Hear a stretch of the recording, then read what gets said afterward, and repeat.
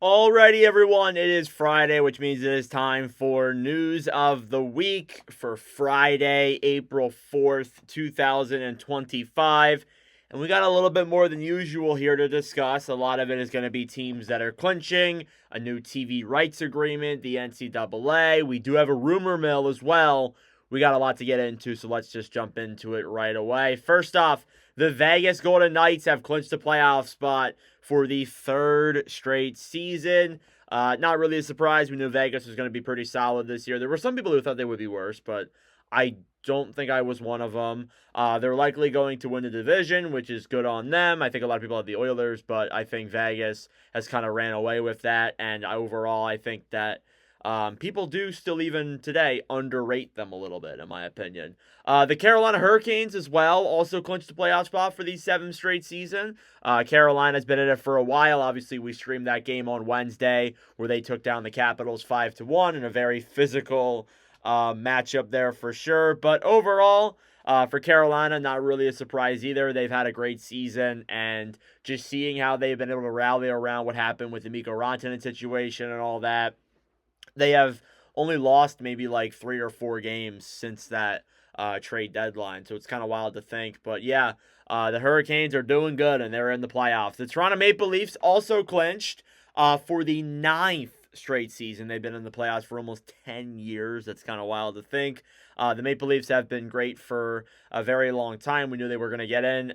Honestly, it doesn't matter what the regular season is. All that matters is the Stanley Cup playoffs, and that's what we're all thinking about right now. That is what everybody is thinking when they think of Toronto. As well as that, too, the Avalanche also clinched the playoff spot for the eighth straight season. Again, I'm moving through this relatively quickly because it's nothing too surprising. Colorado's had a good year. They've changed a lot on their roster. They changed their goaltending. They changed moves on their blue line. They changed moves on their forward core. Dealing with a bunch of injuries. It's been an eventful year in Colorado, and even then, they might even get Landeskog pretty soon. So we'll have to see there what happens with that. But the Avalanche have clinched the playoff spot. Not really a surprise. And then we did have one team that was eliminated. The Anaheim Ducks were eliminated from the playoffs for the seventh straight year. Again, I said it in my TikTok.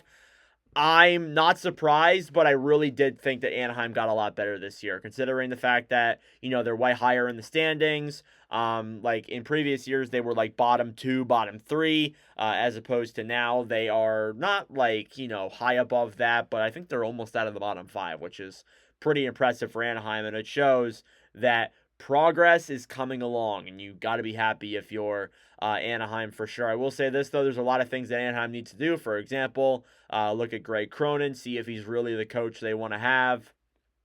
There's a lot of decisions that these teams need to make, so we'll have to see what happens there with the Anaheim Ducks and all of that. But those are the teams that have clinched. Those are the teams that have been eliminated. Obviously, that can change, and I'll have more for you guys next week, probably a lot more, because we are at that point where, teams will get clinched and teams will get eliminated. We are at that point in time.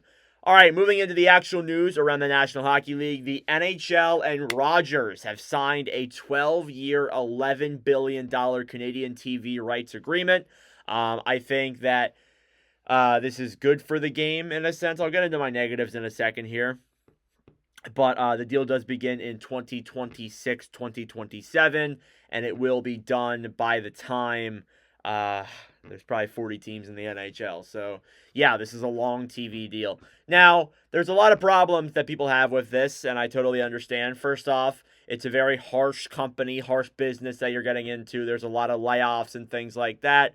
I also think, too, that the regional blackouts are a big problem. That's a problem everywhere, though. A lot of places deal with that. I don't understand why it's even a thing, to be honest with you. It's a little stupid. When you buy the provider, you're buying it for the sole reason to probably watch your own team, and you can't even do that. It's just a little bit ridiculous to me, but yeah, I mean, I like the TV deal agreement. It's really good. Again, like you look at the American TV deal, which is coming up soon. That's going to make some good money there as well. I mean, again, though, like I can't speak any more on it because I don't really know. Again, I'm an American. I mean, I've only said those things because of other opinions that I've heard, but overall I think it still is good for the game in a sense that, it's making money, the cap's going up, and that brings value to the NHL. So, I'm not complaining there. I think it's a good move.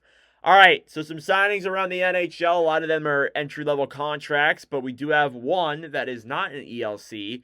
The Edmonton Oilers signed David Tomasek to a one-year, $1.2 million deal. Tomasek has been in Europe playing games. We'll see how he can do. You obviously always see a lot of players. They'll come through the European level. Like, I know there's guys every year in the KHL who play really well and then become NHL free agents.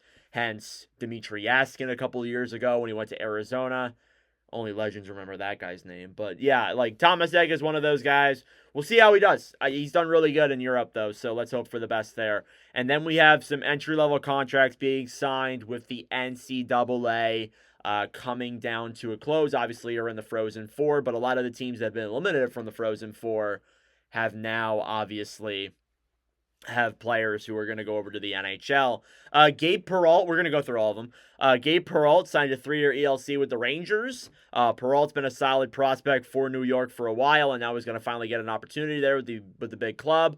I would imagine, though, it's more likely than not he's going to be playing some Hartford Wolfpack time next season, maybe even at the end of this year. We'll just have to see how he fits into their lineup. Again, I think if they don't make the playoffs, then it's pretty certain that we're going to see Perreault down with Hartford if they go on a run in the playoffs. Ryan Leonard signed a 3-year entry-level contract with Washington. I expect for Leonard to be up there in the main roster. I think he's actually looked pretty solid in the games that he's played. It's just a matter of, can he get on the board? Can he break through?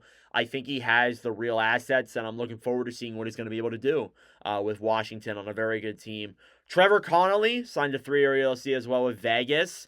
I'm a little bit surprised at that, to be honest. I thought they would keep him around in Providence for one more year because he had a pretty good year there in Providence. But I guess they're bringing him over, so I guess that's okay. I mean, he'll probably play in Henderson for a little bit.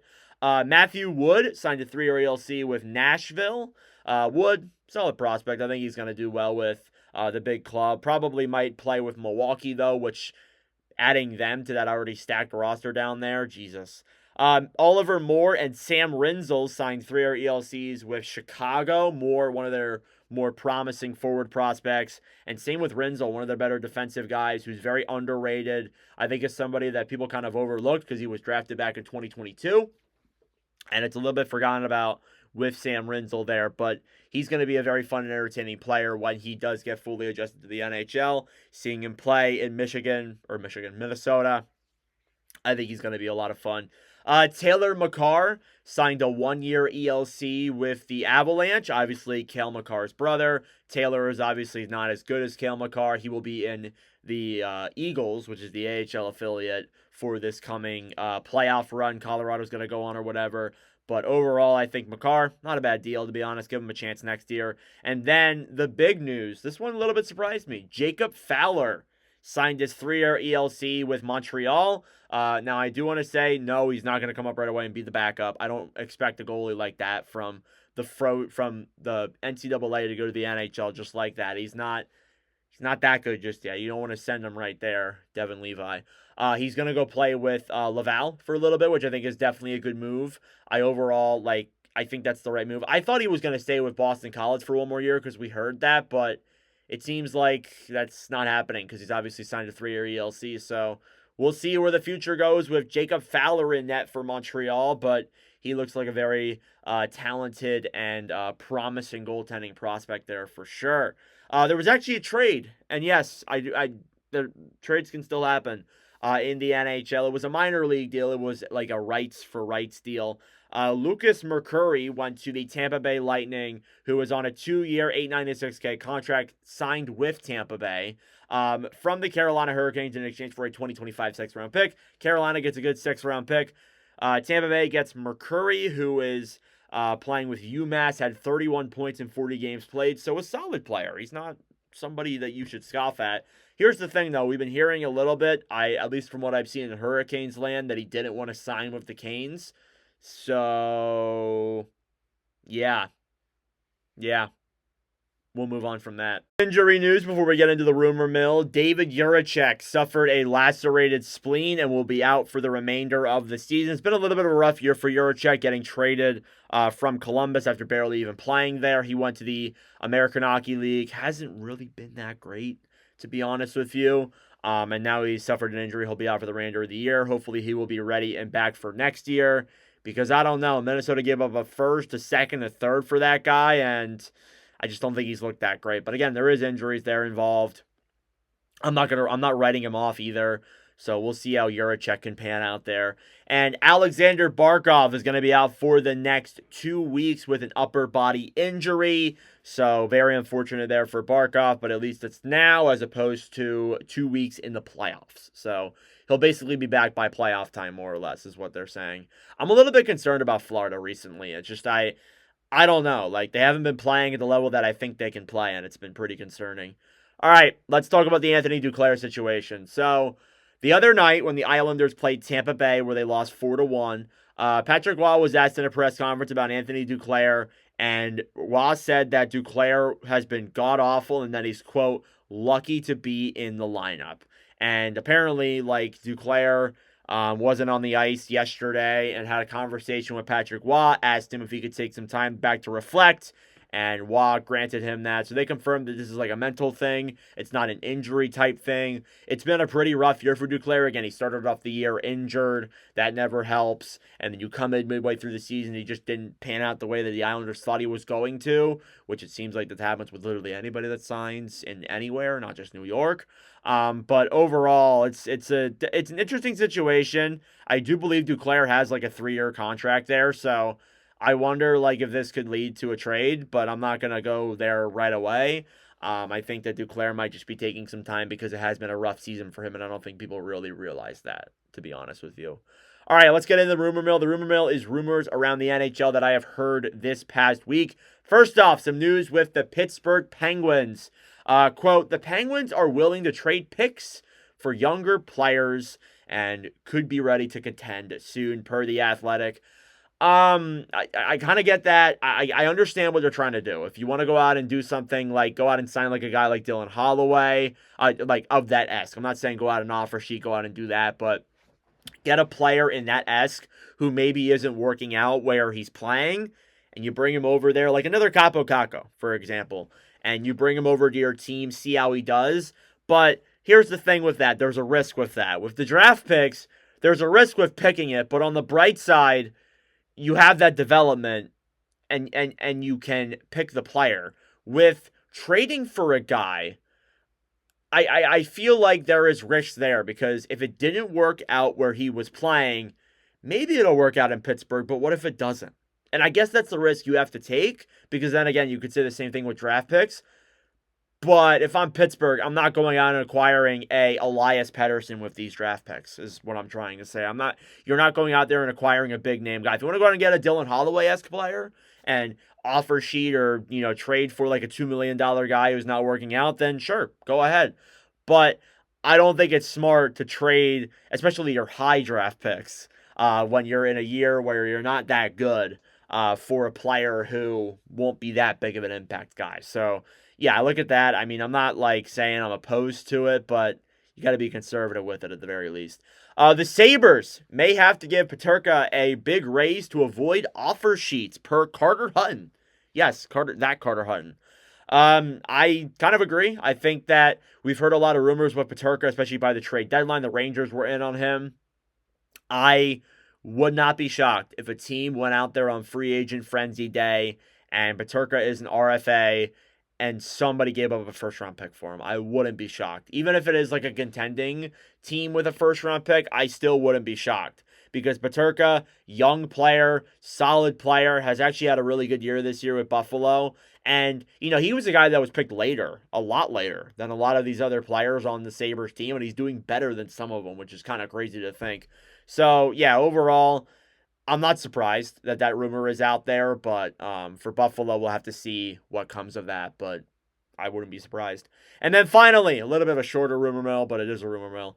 The Kraken are not expected to commit to a rebuild despite their poor performance this season, per the Seattle Times. See, I understand why they don't want to commit to a rebuild because, again, it's hard to commit to a rebuild and sell your fans on that and sell the organization on that after, after 3 of the first 4 years you missed the playoffs.